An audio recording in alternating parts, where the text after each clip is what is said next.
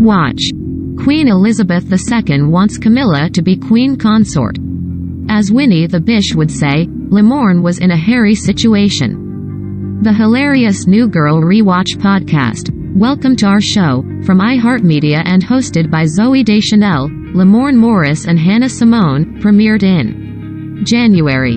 And in an exclusive interview with E! News, Hannah and Lamorne got real about the beloved sitcom and revealed a secret that we did not see coming. As it turns out, Lamorne was allergic to Ferguson, and apparently, it was so bad that he had to start taking meds for it. It was beyond just taking meds, I'll tell you that much, the actor shared.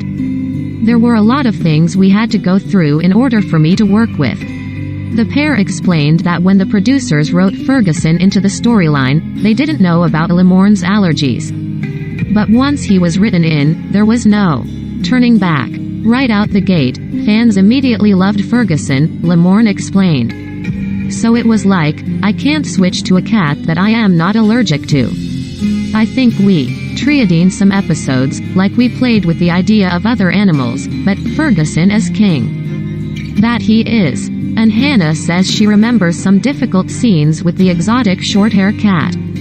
I remember one scene, right in the hallway, where Lamorne had to hold Ferguson for the entire scene, she recalled. And he was like, this is physically impossible for me. So, for no real reason I am holding the cat. We were just doing it for your allergies, Hannah continued, but it was actually quite a cute Cece Winston moment because it just looked like we were homies.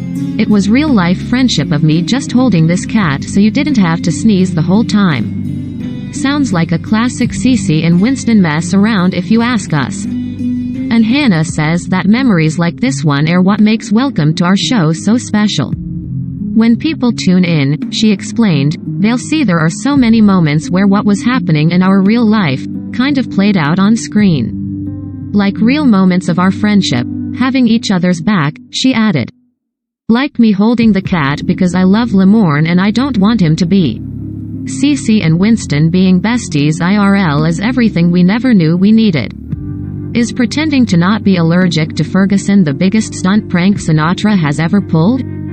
We think yes. Scroll through to learn more New Girl secrets and tune into Welcome to our show when episodes drop every Monday. 1. Zooey Deschanel nailed the part of quirky Nancy Drew fan fiction writing Jess Day instantly. The first time we met each other, we really felt this connection, creator Liz Merriweather told E! News days after the series' 2011 premiere. She just picked up the script and started reading and I was like, that's exactly everything I would ever want that character to be. And with the main role sorta kinda fashioned in the writer's likeness, it's funny. My cousin in Florida, who didn't actually know that I had been working on this show, saw the promo and called my mom and was like, there's some show on Fox where Zooey Deschanel's acting like Liz, shared Merriweather. It just feels like that kind of mind meld. 2. But, no, Jess was not, in fact, meant to be adorkable. During a 2015 chat with Huffington Post, the ELF star took issue with the constant comparisons to her most notable role. That was our marketing department at Fox and they did a really good job with our first season, she said of their choice to coin that term to describe Jess. But that's a word that describes the character that I play, not me. I don't personally have identification with that word myself. And, actually, the issue for Merriweather was the use of the word in the first place. She hadn't seen her creation as a cute show, she admitted to Glamour ahead of the 2018 finale. I think it was sold out of the gate as that, she noted. I honestly think because Jess wore glasses, they needed to make this the marketing campaign. If it was my job to market the show, it probably wouldn't have opened well. It definitely was difficult for me because it wasn't the show I'd dreamed of. I had always seen the show as just weird people in LA living together. 3. Embodied by the right actors, Jess' roommates became every bit as endearing as the unfailingly upbeat teacher herself. But pretentious Playboy Schmidt wasn't initially intended to be likable. I had written the character as this kind of, like, Jersey Shore member, Merriweather revealed to Glamour. He was just this very sleazy, idiot character. Enter Veronica Mars alum Max Greenfield, who came in with this amazing take on it. She continued. He wanted Schmidt to be a good character, and he played him as someone that was actually insecure. The character got so much deeper and more interesting when he came in to do that. Then came this crucial tip.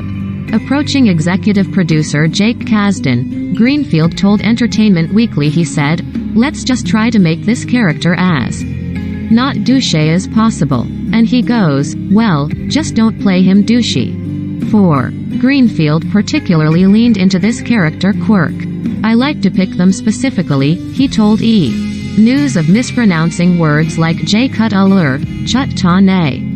And, of course, youths, a nod to the time he spent working with dialect coaches to shed his native New York accent. Every once in a while they'll come in, tell me to mispronounce a word, and I'll go, I would never mispronounce that word.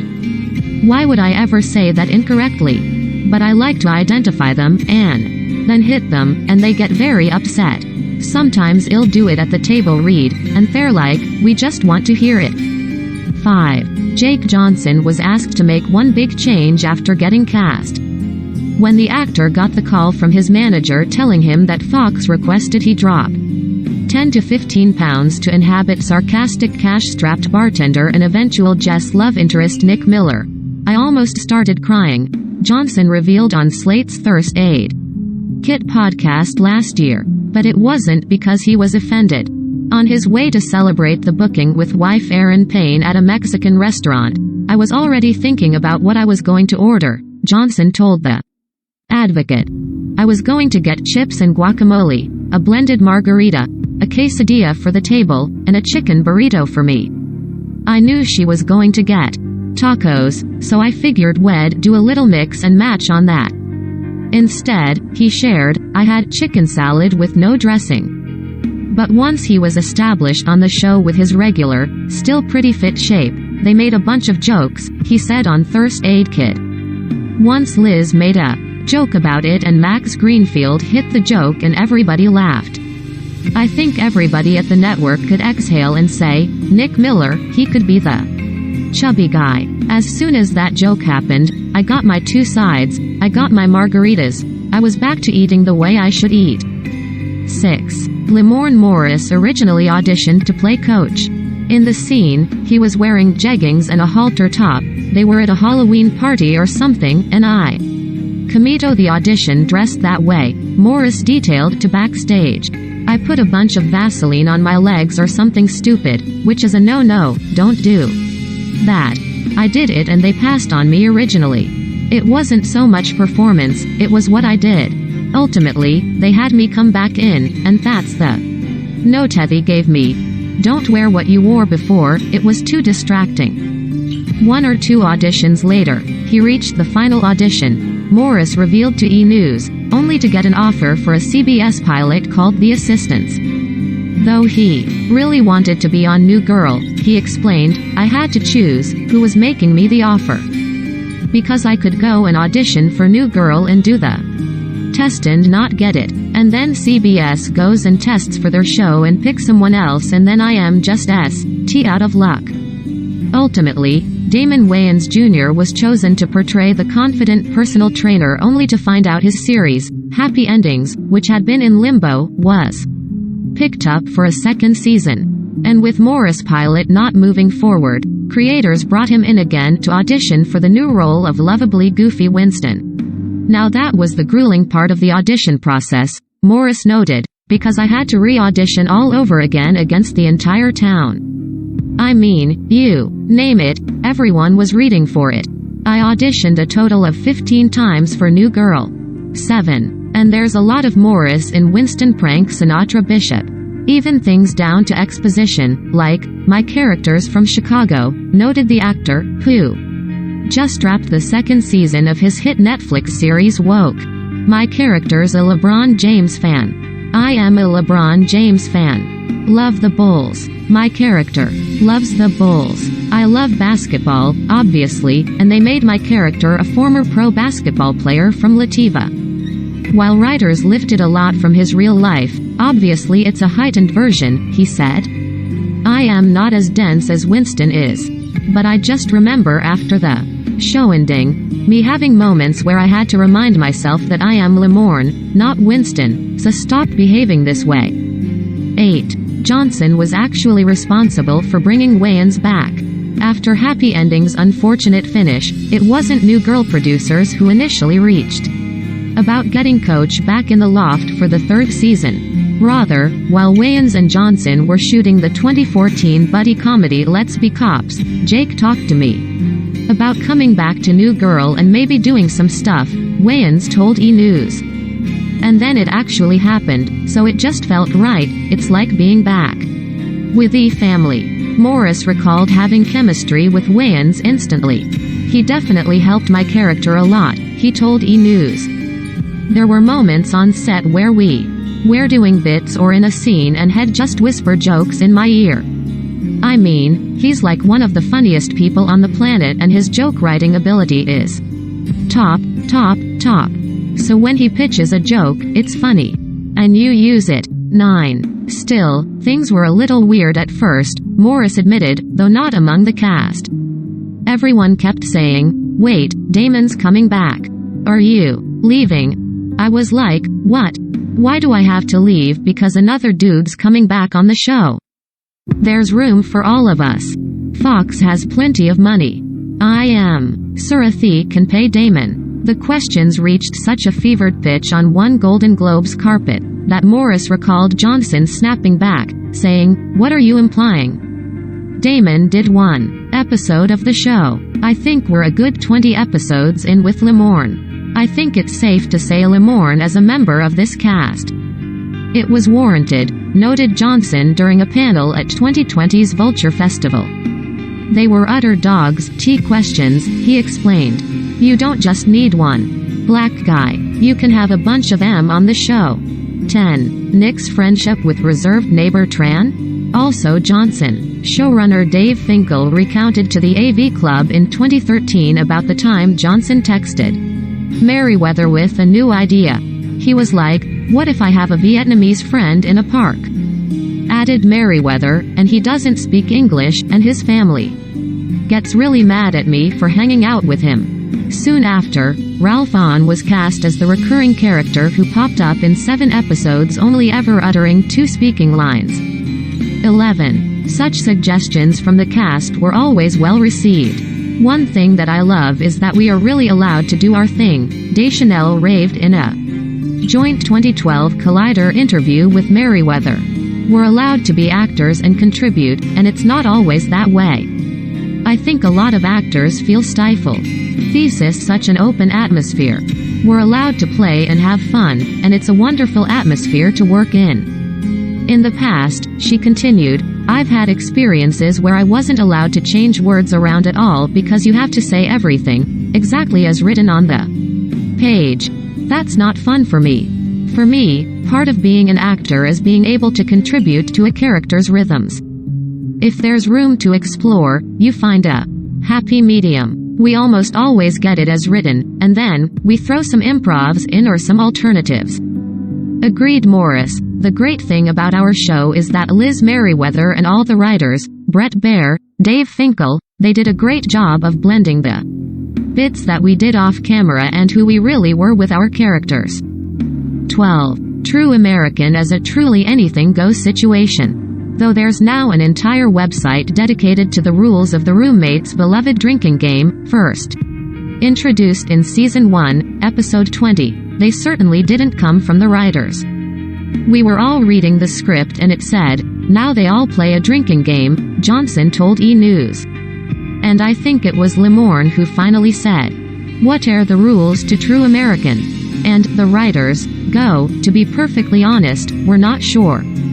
There's a lot of flaws in the logic of the game. So in terms of the rules of playing it, you just have to get drunk and yell presidents and throw beer in corners. That's it. 13. Things got equally wild when cameras weren't rolling. "We had so much fun on that show," raved Morris. "Like, our behind-the-scenes photos are insane. All the photos that are in our camera rolls, fans would love. One day we're probably going to release a behind-the-scenes photo book or something like that. Even with 14-hour days in the earlier seasons, it was like it wasn't work at times, he told E! News. There were times a guest director would come in and just get so frustrated, because all we're doing is having fun. We're goofing off. We're being silly. We're joking around. And that translates to the camera. When the camera rolls, a lot of times, we're still doing a bit and then the editor has that tough job of having to cut out where the actor ends and the character beings. 14. Though everyone from Jessica Biel to Adam Brody to Megan Fox to freakin' Prince accepted a guest role on the series, there were so many more the cast and creators would have loved to bring on. High on the list was Deschanel's real-life sister, Bones star Emily Deschanel, but we have to pass her soundstage to go to our soundstage and they're always working, executive producer Bear told E! News. But we'd love to work with her and so would Zoe. Instead, they brought in Linda Cardellini as Jess Wildcard Little Sis. We needed someone who was beautiful and who can really act but also be funny, noted Bear. I think we hit a home run. Linda is. Other requests from the cast included Greenfield wanting Ray Romano to portray his dad, he's my hero. He's as good as it gets, Johnson throwing out the idea of NFL great Peyton Manning coming in as his boss at the bar and Morris requesting Beyoncé and Rihanna at the same time. 15. To be fair, they earned the right to dream big. After all, music legend Prince reached out to them. He knows everything about the show, exec producer Bayer told E! News in 2014. He contacted Zoe and Hannah Simone directly and asked to do the show.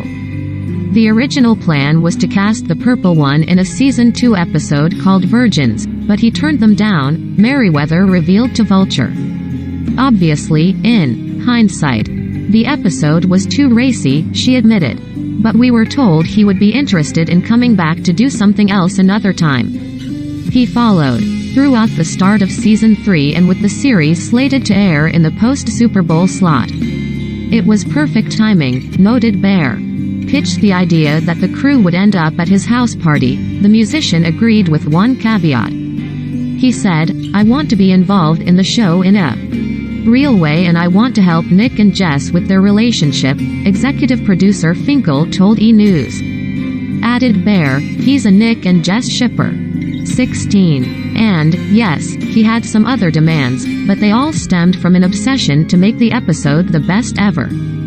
He wanted to choose the name of the non-speaking chef character, the chef's wardrobe, the paintings on the walls, the linens in the bedroom set, his wardrobe, Zoe's wardrobe, the music, the pancakes, the hairstyles, Merriweather detailed to Vulture. He had a piece of art, a poem written out in the shape of an egg, flown from Minnesota to hang on the wall of the set. His vision of the episode was all-encompassing, but I never felt overpowered. He always asked what I thought.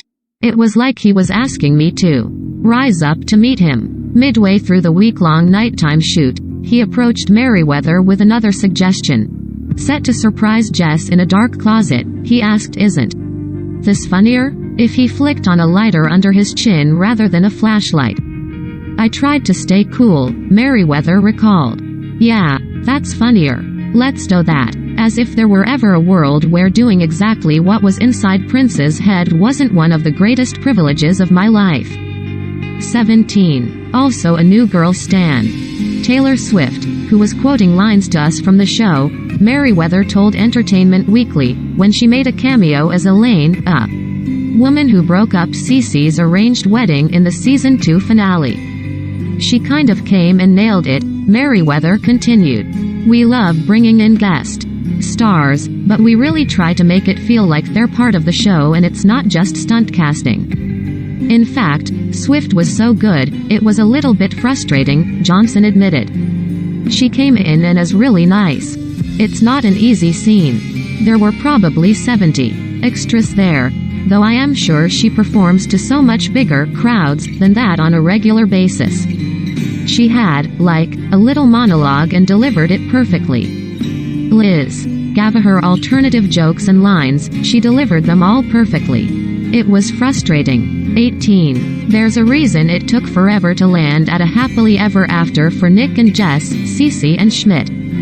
From the very beginning, what we've always said about all of these characters, and particularly the Nick and Jess relationship, is these people have to grow into their adult selves before they can have any relationships with each other. Bear explained to E! News after the season 2 finale saw Nick and Jess get together for the first time. They all have to evolve, be the best people they're capable of being for there to be a chance. Of course, it wouldn't be a successful series if they simply rode off into the sunset problem-free. I think that now they are in a relationship with each other, I don't think that those problems or dilemmas change, Bear continued. I think that those are the dynamic of anybody being in a relationship, is that you're always confronted with big questions about that person that you have from the time you met them. 19. Much like Nick and Jess did to end up together, Johnson and Deschanel fought hard for a final season. After wrapping the 6th year, Johnson detailed on the First Aid Kit podcast, Fox was being pretty cool and saying like, we don't want to cancel you, but nobody's watching. So he and Deschanel literally wrote an email to the heads of Fox and 20th Century TV, asking for more. For the few OG fans who stayed with us, he revealed, you can end the way season 6 ended, where it was rushed. I was like, give Liz Merriweather the time to finish this right. The answer was to flash forward to the year 2020 with satisfying endings for all. There's so many things I'd do differently, but when we were putting together a clip reel for our wrap party, I went back and watched old episodes, and it was the first time I could really enjoy them, Merriweather told Glamour ahead of the 2018 finale. At the time, you're tired and feeling every mistake or joke that got cut. But going back I was like, oh, these are pretty funny. I couldn't remember all the craziness to get there. 20. To this day, the cast remains a tight-knit family. We're in group chats, shared Morris. Some of us meet up, hang out, visit each other's families. You spend that much time with each other, you truly become a family. Throughout those 7 seasons of filming, you're closer to the cast and crew than you are with your own family at home, because you spend more time with them, he continued. And that never goes away. We all genuinely get along. 21. So a reunion isn't totally out of the realm of possibility. With people rediscovering the series during last year's quarantine, it is so ridiculously funny and so almost 99% of the time about meaningless ridiculous things that you can't help to enjoy and laugh and escape from everything in the world. Greenfield noted to E! News. There's certainly interest. Liz Merriweather would have to crack a great story, and if she does that, it would be really fun to get everybody back, Johnson told E! News. And it wouldn't be hard to round up the troops. Hannah Simone and I were texting 2 nights ago, he shared. Zoe and I still text.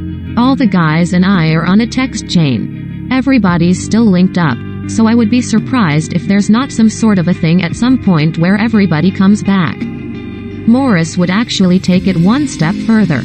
I'll put it to you like this, he told E! News.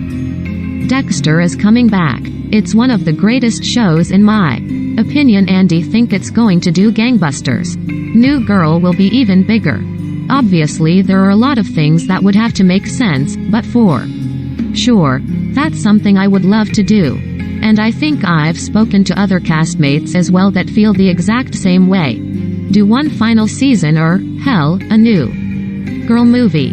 Who knows? No matter what, he teased, there is something coming. We will return. Stay tuned to our social channels and we will be dropping little hints. 22. That exotic short-hair cat we all know and love? Lamorne Morris was allergic to him. In an interview with E! News, Hannah Simone revealed that Lamorne is allergic to cats, and Lamorne shared that he had to start taking meds in order to work with Ferguson.